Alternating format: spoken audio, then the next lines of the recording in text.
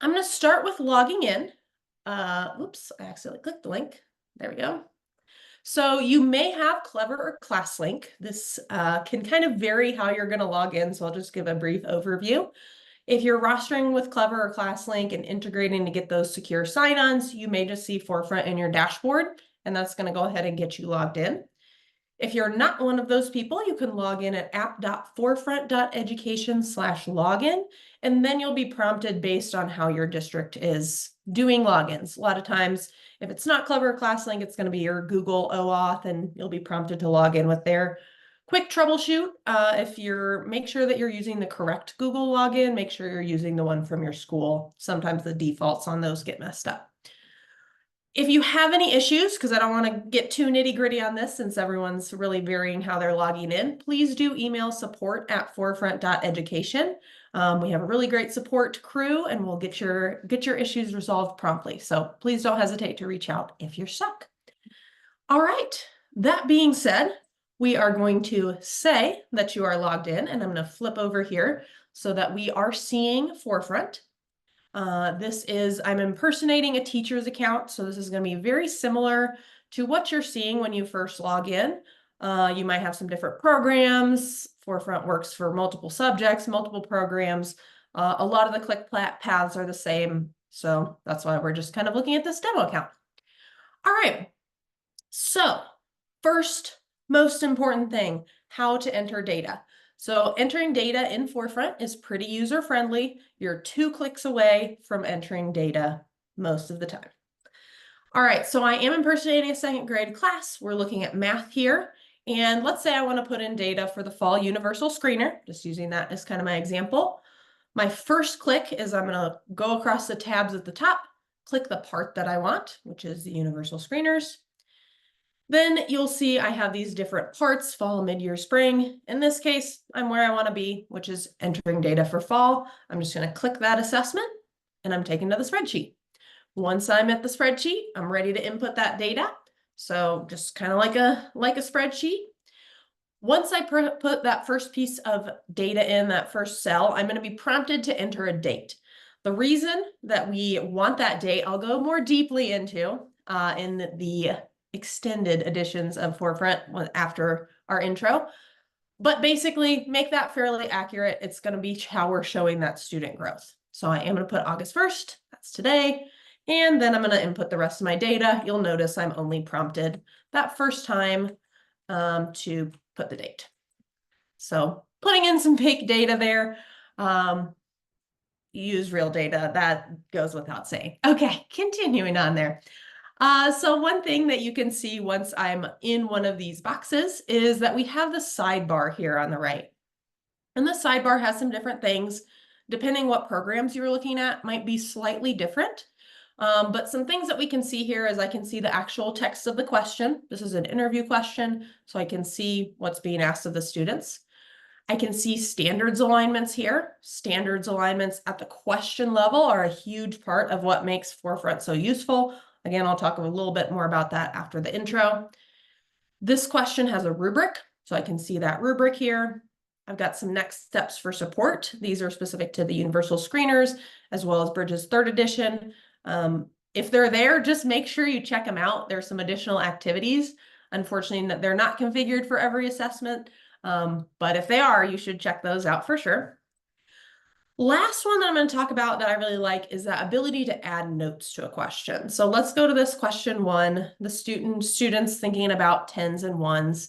And I can add a little bit of text here that adds kind of a more holistic understanding of why that student got that score.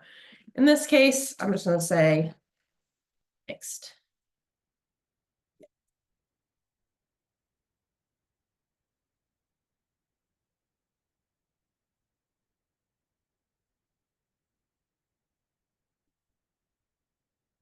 So just providing a little more context for that student, I think especially miscues, we know that often those tell us a lot about our students. So recording a little additional data there can be helpful as well. You'll see I can also upload an image if you've got problems where students are showing their work, writing samples. That is a cool tool to use also. Okay, again, feel free to throw any questions in chat if you have them. And otherwise, I'm going to keep moving and talk a little bit about making that data entry efficient, which we always want to think about. So let's say Kamal here really aced the universal screener, maybe missed 1 or 2 questions. I can right click that student, and you'll see here I have the option of set empty scores to ... If I click that, it's going to open up some options. I can either assign the minimum score to everything, the maximum score to everything, or some other score. So if they got all 2s, I can put all 2s in. In this case, we're saying they got the max score, and you'll see that data auto-populates. Let's say they missed 1, I can come back here and kind of pop that score in. I can also do that at the question level. So let's say your students take an assessment and they really crush question 1. You can also set empty scores to any of those as well. Last click I'll show, and this one I would use sparingly because most of the time it won't necessarily apply, is up in the upper right. I also have that set empty scores option, and that's going to be for the whole spreadsheet. So again, kind of those are there to help make data entry a little more efficient when we're thinking about filling in some of that additional data. Okay. Another cool feature of Forefront data entry. So obviously we have kind of just our spreadsheet, pretty simple. The universal screener, some screeners, some writing or some reading assessments are interview type tasks. So here in the upper right, you'll see I have the option for interview. If I click that, it opens up the interview tool. So here we're focusing on that student, but I'm going to use the drop down and pick a student I haven't entered data for. The idea with this is for these interview assessments, it's nice to have maybe it up on an iPad or on a Chromebook, and you pull in kids during groups, you're talking to them, and you can kind of have all this at one click. We are looking at the universal screener. One quick recommendation that I just have to throw out there. Please do read the full script before you switch to this, which is just the quick script. It'll give you a better understanding of scoring and how to prompt students. But once you've got that done, this is a helpful tool. You can see that I can score that student. I've got that rubric there I can look at. Also, if you'd like it in Spanish, we also have at least the screeners in Spanish. So you can always check that, see what other languages are available. Similarly, if I want to add a note, so let's say this student couldn't get 66. I'm going to make a quick note of that, and that will follow them there. Clicking through here, I'm going to say that this student did pretty well for the most part. And if I go back to the spreadsheet now, I will see that that data has filled in there and totaled. And I can see my note there. So one question that will come up is this data being auto-saved? The answer is yes. So you'll be able to see as you're inputting that data, it will automatically be saved. One issue that may come up is if you have a bad internet connection, we're going to throw a bunch of errors at you that say, hey, this is not getting saved because you're not connected to the internet. So if you are seeing that, make sure you stop, get that data, or get connected to stronger internet, but otherwise that data is going to auto-save for you. One thing you'll notice is as I type scores in, I'm getting a number over here, but not a color. So we don't calculate a proficiency if the test is incomplete and if that test is expected to be complete to show that color. So a 6 wouldn't be an accurate description of how the student's doing because they're doing well on the questions. It would come up really low. So just something to know that you'll want to have all those questions in there if you want to see that overall. Okay. One other thing I want to point out, and again, this is a little bit program and plan specific, but it's such a great feature. I want to make sure you're aware of it. Over here on the left, you'll see that I have a Documents tab. If I click that, you'll see I have kind of a list of documents based on my program, based on any custom documents that my district has made. And what these are letters that auto-populate with data, your student name, and they can be downloaded and either printed out or whatever you want to do with them once they're downloaded, shared with families. So really great tool, huge time saver in the realm of family communication. So really like to make sure that everyone's aware of where those are.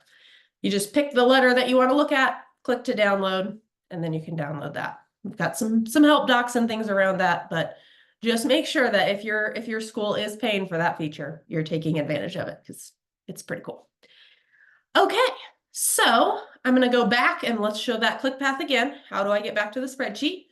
I'm going to click the program that I'm entering data for and the assessment.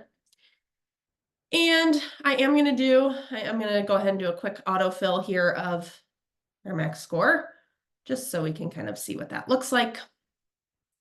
And I want to show, once you've got your data in, there's a lot you can do with it. So first thing I want to show is the one click to the reporting suite. So up here in the upper right, you'll see that it says reports. If I click that, I'm taken to the question analysis report.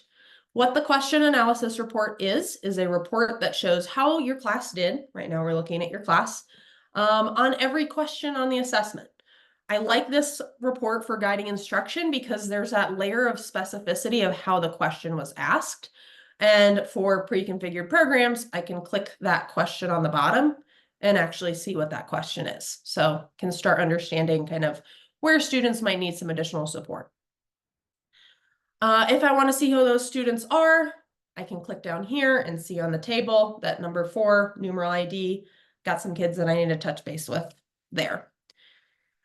I'm staying simple for this first 15 minutes. If you want to learn more about the reporting suite, hang on for the full 30 minutes and I'll do a little bit of a deeper dive.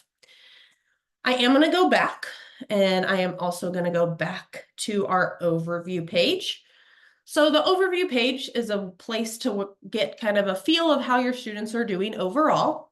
I do have that data entered for the screener that's focused on operations, algebraic thinking, and base 10, which is why I'm not seeing any data here.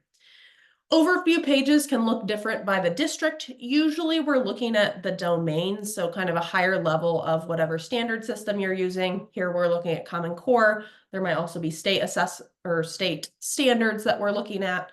So that can vary a little bit, but the idea is the same. Which is what we're looking at here is all data that's feeding into standards that are about operations and algebraic thinking. If I want to see where this proficiency is coming from, I can click that. It'll show I took an assessment today that assessed operations and algebraic thinking. I can click that drop down and see how that student did on those questions. Yes, this will pull together any programs that you have, so it's really nice, kind of an aggregate place to look at things and give you a robust sense of how your students are doing. This is sortable, drill downable and sortable, both things.